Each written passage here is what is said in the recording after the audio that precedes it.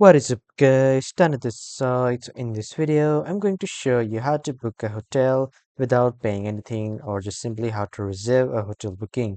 So to reserve that, you need to go to the booking.com's website by just typing booking.com and then you need to head over to this website. After that, you just simply need to select the place where you are going to.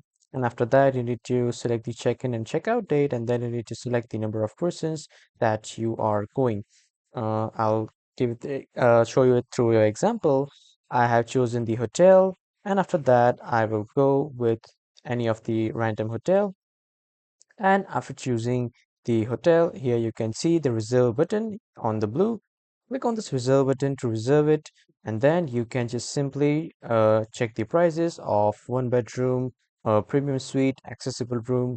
And when you are done, you can just simply select the particular room and then you can reserve it.